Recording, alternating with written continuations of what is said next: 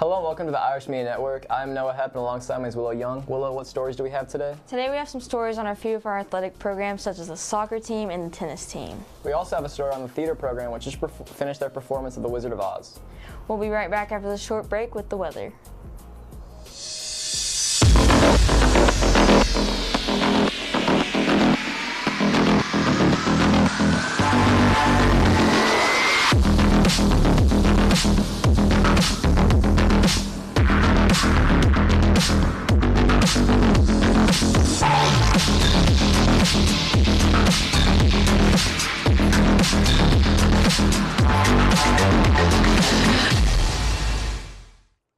Welcome back from the break. This week is going to be a nice one with comfortable weather. The beginning of this week was beautiful. The highs of mid-70s. Today and tomorrow is going to be decent, with both highs being 60 and lows of being mid-30s. Saturday, there's no rain with a chance. There's no rain with a high of 53 and low of 34. Sunday has 90% chance of rain with a high of 54 and low of 41. Next week will be sunny, but with a high of mid-50s and lows of 35. Make sure you pack an umbrella for Sunday. Even though Knoxville's weather has been nice, the Midwest is preparing for a record snowfall. Over to Noah with the story. March is beginning with a large winter storm, with record-breaking snow levels coming throughout the Midwest and the Northeast. People are already taking precautions as the weather is predicted to cause many disruptions to daily life. Schools are already announcing that they will be shut down in the Midwest just to be safe. Airlines have also already announced that they will take precautions as well by canceling over 1,000 flights, while not 100 flights are on a delayed status and have a good possibility of being canceled. The weather reports say that there will be about 1 to 2 feet of snow across all mountain ranges in the west, and the heavy snowfall will be in Minnesota and Wisconsin. Surrounding states, including Tennessee, will be affected by rain, wind, and ice during the storms. Wind speeds are expected to reach up to 60 miles per hour, as the East Coast expects some power outages due to the snowy weather. Make sure to stay warm and safe throughout this week. Thankfully, President Biden's trip to Ukraine was not affected by the storm. Willow, can you tell us more about this trip? Of course. Joe Biden, the President of the United States, surprised everyone by making a dramatic visit to the Kyiv on Monday to show support for Ukraine. It was his first visit to the country since Russia's full-scale invasion almost a year ago.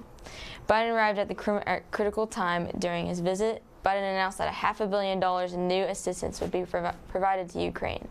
The assistance includes more military equipment such as artillery, ammunition, and howitzers. Biden's visit was highly symbolic, taking place a day ahead of Russian President Vladimir Putin's planned speech marking the anniversary of the war.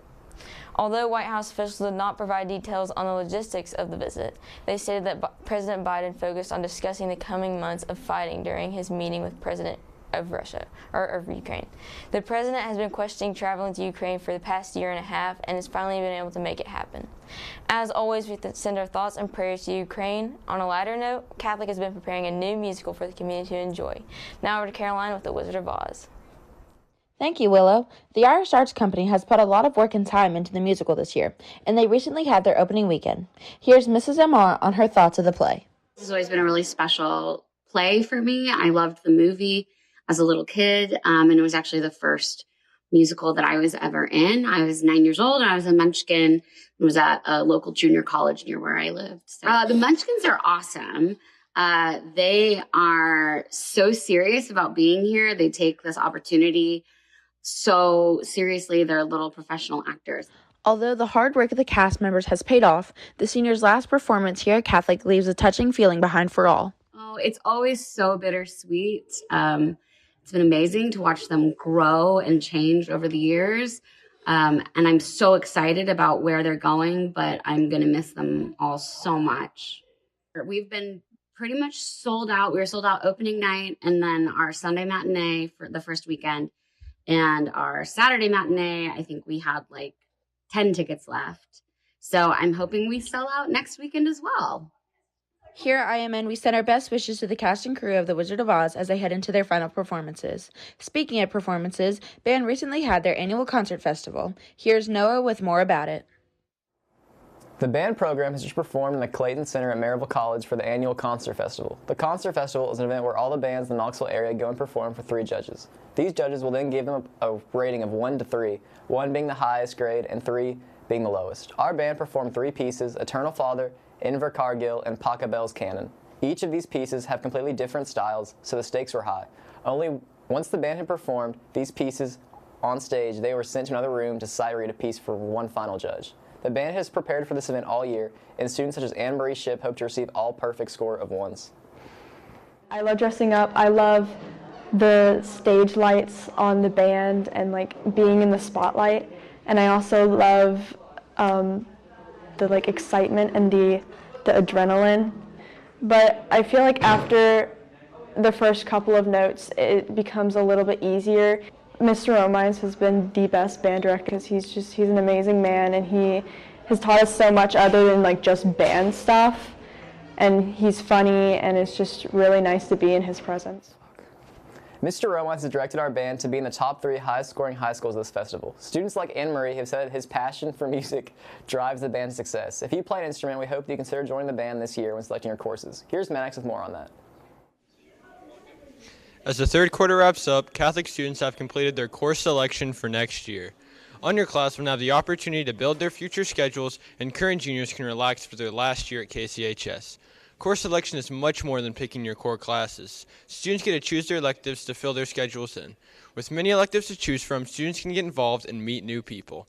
Our 3 counselors organize and pick schedules for students. Ms. Coy told us about why course selection is so important. So course selection is so important because it's how we design your schedule for the next year. And we do a very intentional process here by doing paper and individual conversations with teachers because we want to get it right. We want kids to plan the schedule that they want, and we want it to be the best that it can be for them. With so many possibilities, students can drastically change their experience at Catholic in just one short week.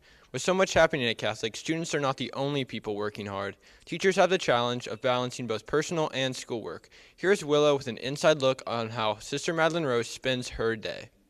I'll make eye contact with you. Here at Knoxville Catholic High School, we have a diverse group of teachers and faculty, but some of our favorites are the religious sisters.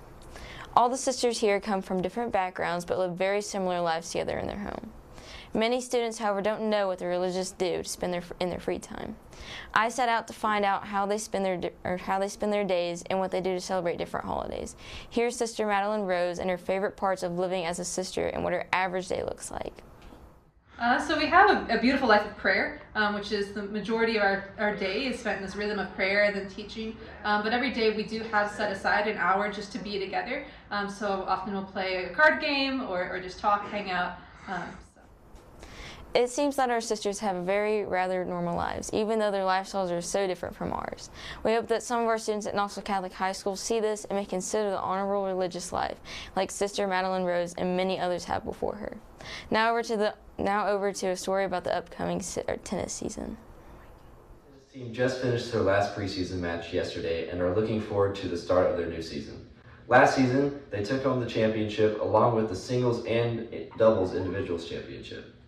On top of those 3 awards, the Knoxville Catholic girls tennis team achieved #1 in the nation according to Universal Tennis Rating. On top of that, Eleni Laconis, a junior here at Knoxville Catholic, won the Sportsmanship Award for the entire state of Tennessee. Here is her hopes for this upcoming season. I'm looking to definitely win state again, and team state, doubles state, and definitely go undefeated again. I want to do a repeat of last season, basically. As you can see, her hopes are to achieve exactly what happened last year, and she hopes to win the doubles title again with her doubles partner, Lily Murphy, a sophomore here at Knoxville Catholic High School. Overall, the girls' tennis team is setting their hopes high, and it looks like they just might achieve them. Another team here at Knoxville Catholic looking to have a good season is the men's soccer team. Over to Willow and Delaney with more on that. I'm Willow Young. And this is Delaney Crandall. The boys soccer team kicked off their season with a 2-1 win over the West Rebels. We got the opportunity to talk with Coach Gordon Hines about the opening season. Very optimistic about the men's Catholic soccer team. Again, this will be my 11th year. We have a pretty high standard as far as how we expect the players to conduct themselves, not just as players on the field, but also as students in the classroom. I think the biggest opponent is the next team we play. Each and every game has its own unique challenges. The chemistry is probably the best that I've seen in several years. With this positive feedback from Coach Hines, we can expect the Irish to keep fighting hard and working together. Make sure you guys head on over to Carnes tonight as they take on the Beavers at 6 p.m. Now over to Maddox, who is going to give us a recap on the boys basketball season. Thanks, Willow. The soccer team sure does look good this year. Speaking of good teams at Knoxville Catholic, the men's basketball team season recently ended in a loss to Lipscomb. Here's a quick rundown of how their season went.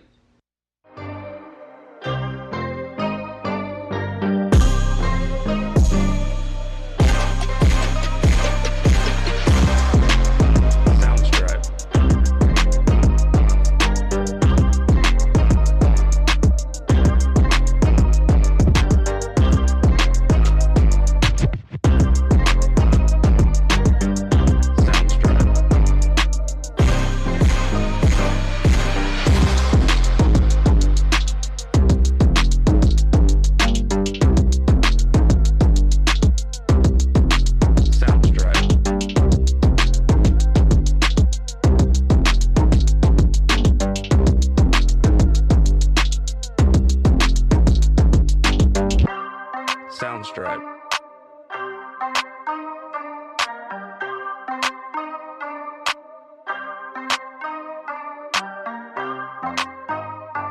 Soundstripe.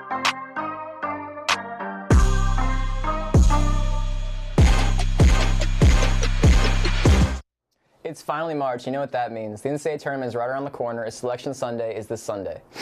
We have a lot of great teams playing the tournament this year. And Willow, can you tell us about some of those teams? Yeah, we actually have Kansas, we have Houston, we have Purdue, and a few other teams. But personally, I think Kansas is going to take it all.